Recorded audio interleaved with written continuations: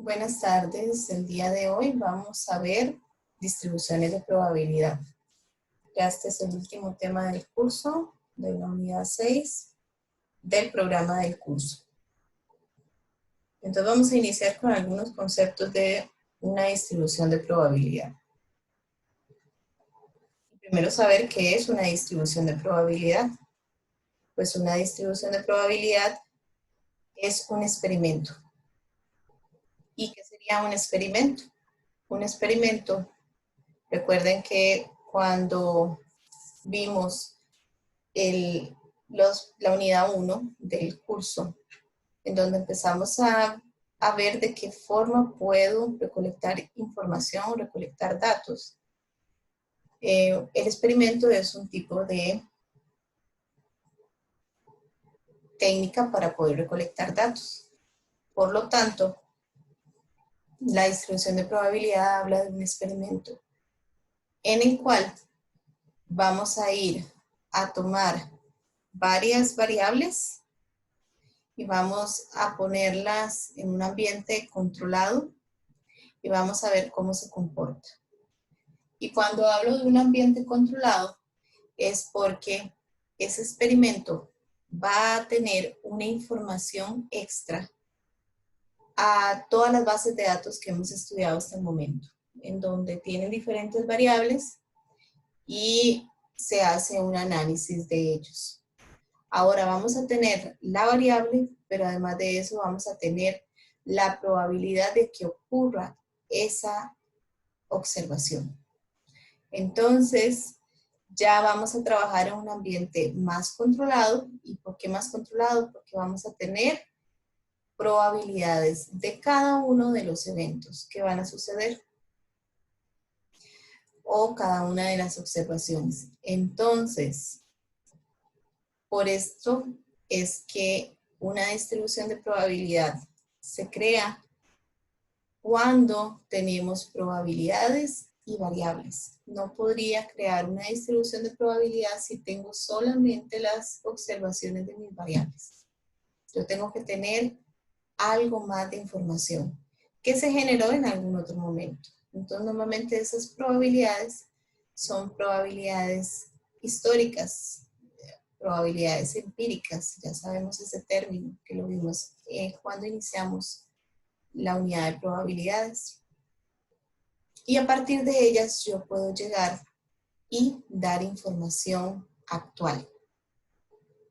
Normalmente entonces yo voy a pedir una probabilidad, el resultado va a ser una probabilidad basado en observaciones y probabilidades históricas. También yo podría hacer un análisis descriptivo de esa información y con eso es que vamos a iniciar.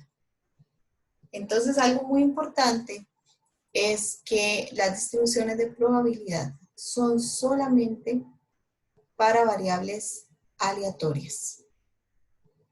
Entonces, siempre van a ser generadas de un experimento aleatorio.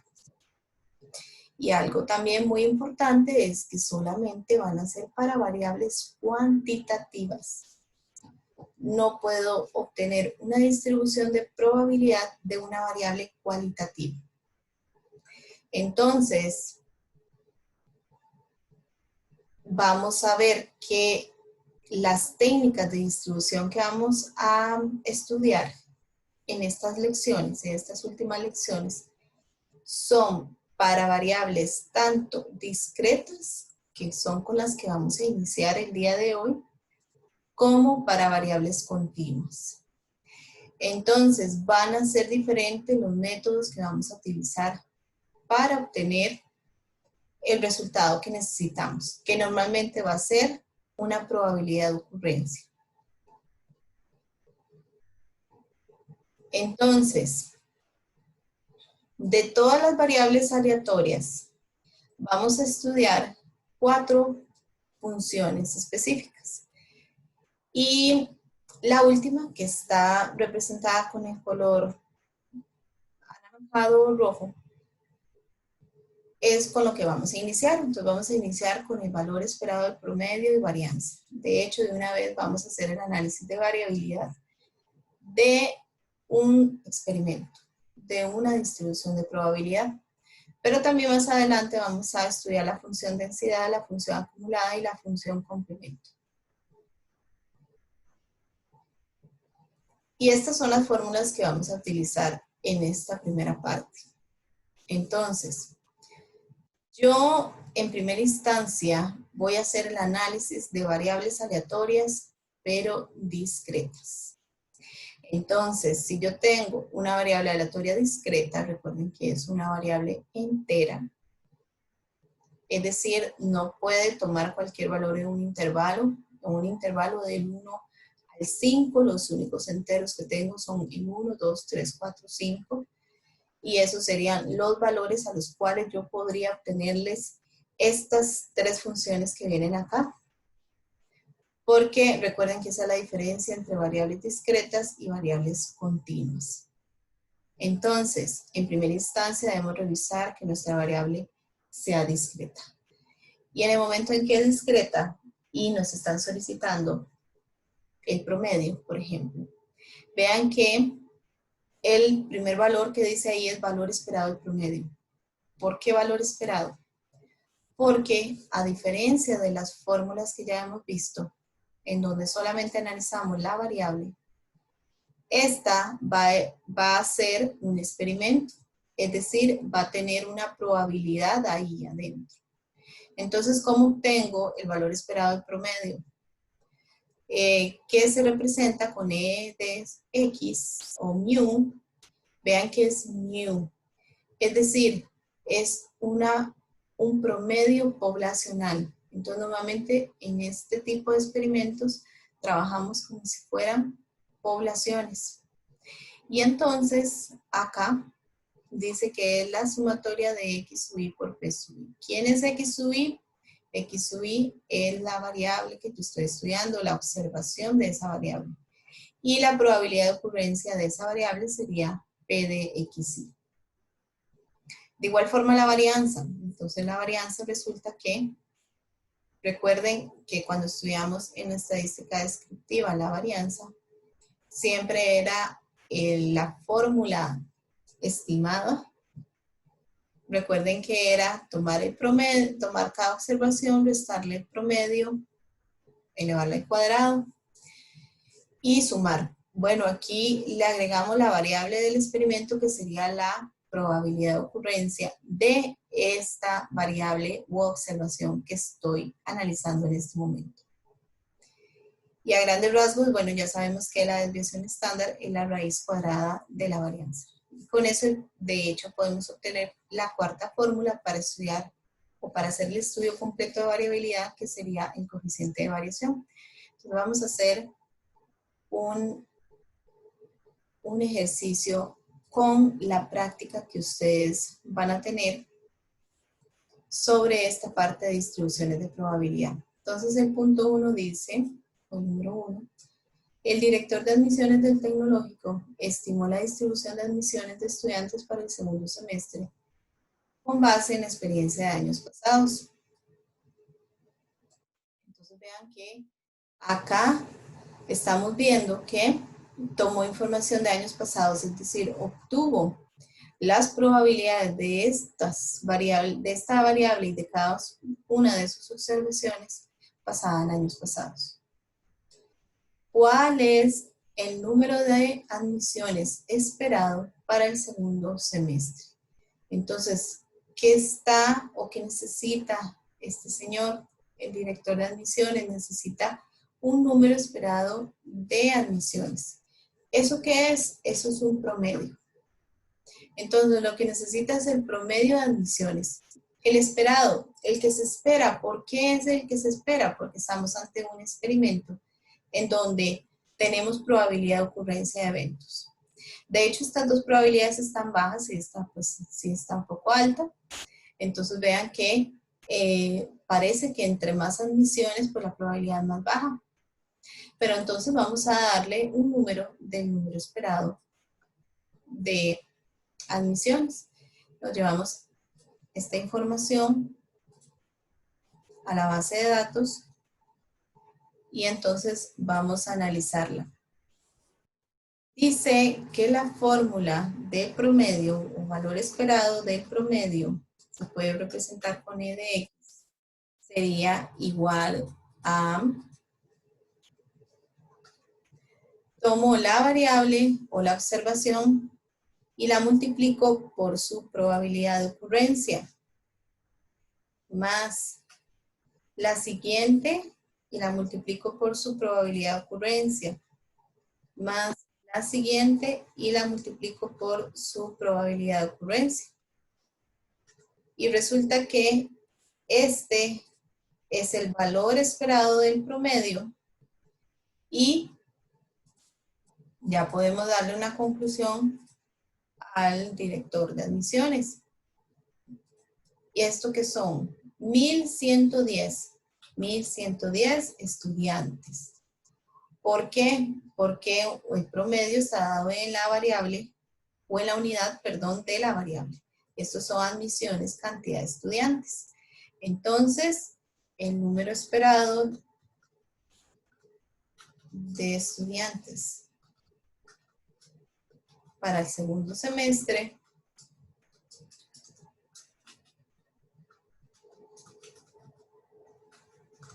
es de 1110. Entonces, ¿qué dice acá? La aplicación de la fórmula que acabamos de ver. Multiplicamos cada observación de mi variable por su probabilidad de ocurrencia del evento.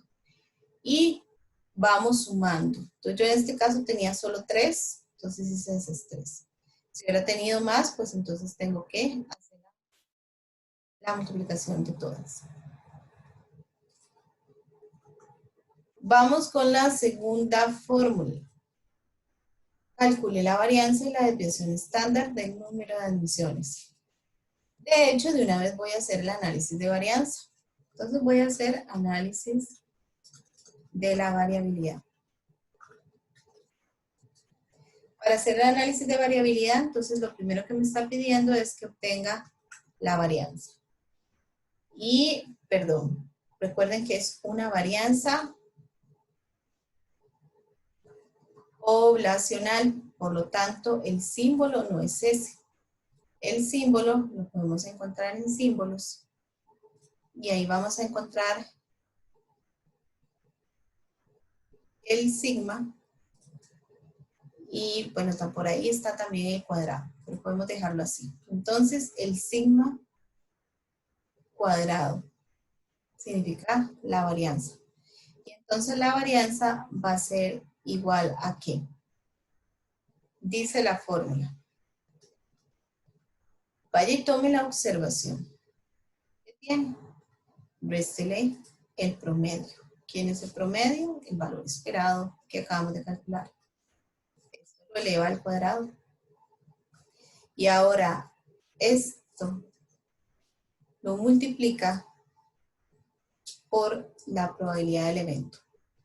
Cada una de ellas van a estar multiplicadas por la probabilidad del evento.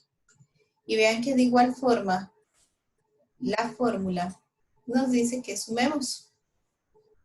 Entonces, sumemos eso que acabamos de hacer. En este caso son solo 3, así que va a ser relativamente rápido. Entonces, tomo la observación, le resto el promedio. Estos dos van elevados al cuadrado. Y por último, lo multiplico por su probabilidad de ocurrencia. Y vamos con el último, que sería, tomo la observación, le resto su promedio. Estos dos van elevados al cuadrado. Y por último, lo multiplico por su probabilidad de ocurrencia. Y ahí están los 3 eventos. Entonces resulta que la varianza es de 24.900. Este también está dado en la unidad de mi variable. Como voy a hacer todo el análisis de variabilidad, entonces vean que acá no puedo sacar la desviación estándar si no tengo la varianza. Entonces aquí sí pasa que esa diferencia del método que les enseñé para el análisis descriptivo de una variable, vean que ahí ustedes perfectamente podían saltarse el paso de la varianza y de una vez obtener la desviación estándar con la fórmula, o pudieron haber hecho primero calcular la varianza y luego la raíz de la varianza y la desviación estándar. Para cualquiera de los dos métodos está bien, pero aquí sí tenemos que calcular primero la varianza. De otra forma no podría calcular la desviación estándar. Entonces recuerden que la desviación estándar es poblacional. ¿Por qué les enfatizo esto? Por el símbolo. No pueden usar S, porque la S me está representando una muestra, primero que todo, y me está representando el valor no poblacional. Entonces, por eso no podría utilizarlo. Entonces, la varianza dice que es la raíz de la varianza. La desviación estándar, la raíz de la varianza. Esto normalmente lo vamos a llevar a 2 decimales porque es la estadística descriptiva. Y vamos a decir que son 157,8 estudiantes, que si nos recordamos la conclusión, en este caso no le están pidiendo, pero sería importante, podríamos decir que en promedio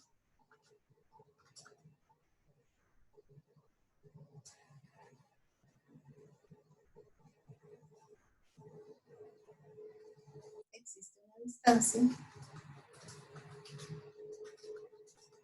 de 157,8 estudiantes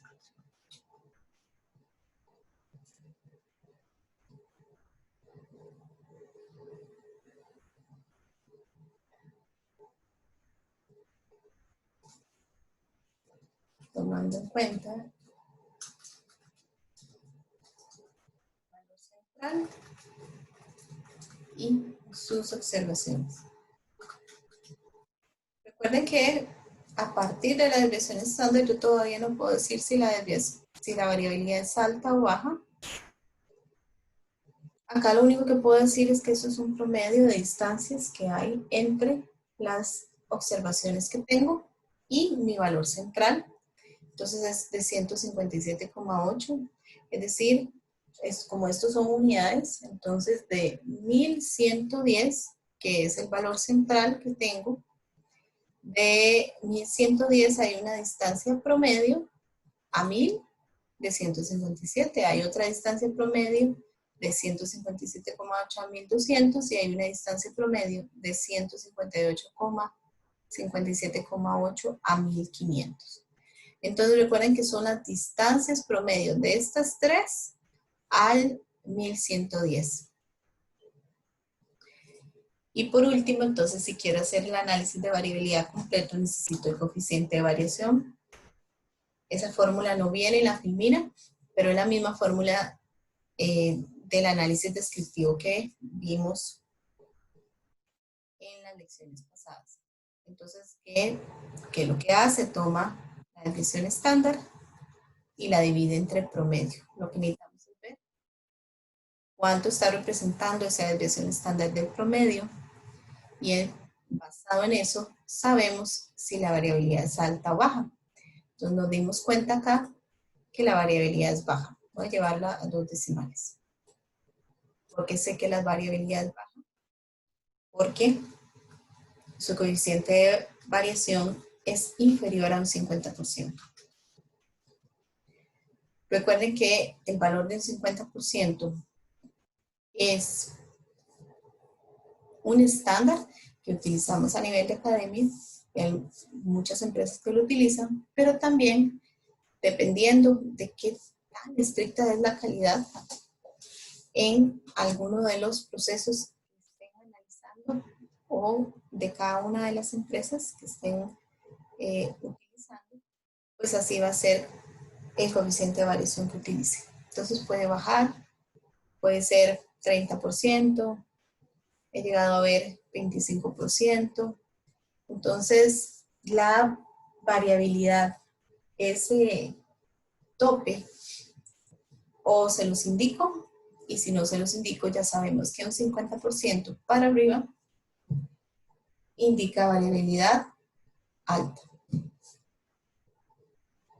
Ok, entonces, ahora sí, esta es la primera parte de cómo es que se hace el análisis de valor esperado del promedio, varianza, desviación estándar, coeficiente de variación para una distribución de probabilidad.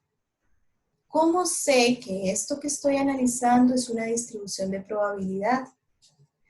Porque tengo una variable, que en este caso son admisiones, y además tengo una probabilidad de que ocurra esta observación. Y entonces si vemos el segundo, es exactamente lo mismo.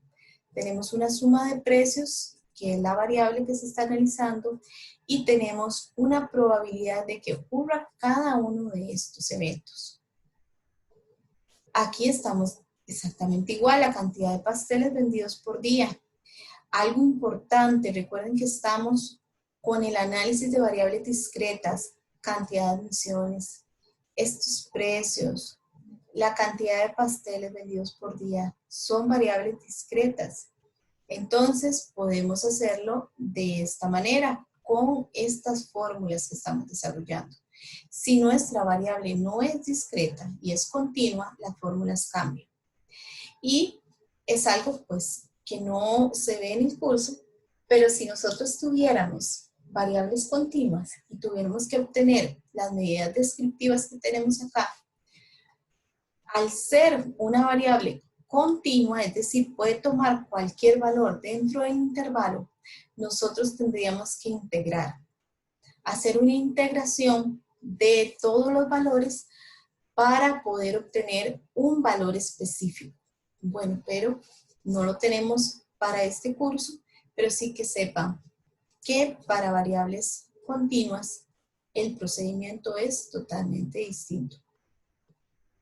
Algunas de las propiedades importantes acá, ¿y esto qué significa? Significa que las probabilidades siempre deben ser o 0 o mayor a 0 para todo valor de XY. Es decir, para toda variable, toda observación que yo tengo acá, esta probabilidad no puede ser inferior a 0. Pero ya sabemos que esas son propiedades básicas de una probabilidad. No existen probabilidades negativas. Y la otra propiedad de este tipo de fórmulas es que todas las probabilidades deben de sumar 1. Entonces, si yo sumo esto, debe sumar 1. Si yo sumo estas, deben sumar 1. ¿Por qué? Porque el experimento, al final de cuentas, de cada una de estas observaciones, yo voy a tener la posibilidad de utilizar complementos. Y recuerden que el complemento siempre indica que la probabilidad máxima o exhaustiva de las probabilidades, el rango máximo que tengo es 1. Entonces, estos siempre deben de sumar 1. Y eso es algo que debo verificar. Es algo importante dentro de la información que debo verificar. Vean, por ejemplo, si yo sumo estos 3, pues entonces me va a dar 1. Y por lo tanto, estoy ante un diseño completo de una distribución de probabilidad. Si me faltara algún valor para llegar al 1, entonces yo tendría que agregar ese valor en mi variable y en mi probabilidad para que podamos completar el 1 y podamos hacer la información que tenemos aquí. De otra forma, entonces no vamos a poder hacer análisis descriptivos de la variable. Dentro de las filminas, pues tienen otro ejemplo para que lo puedan también desarrollar basado en unidades vendidas.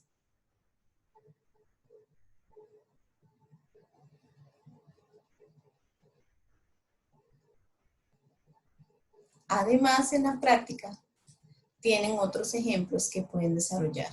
en el ejemplo 2 y el ejemplo 3.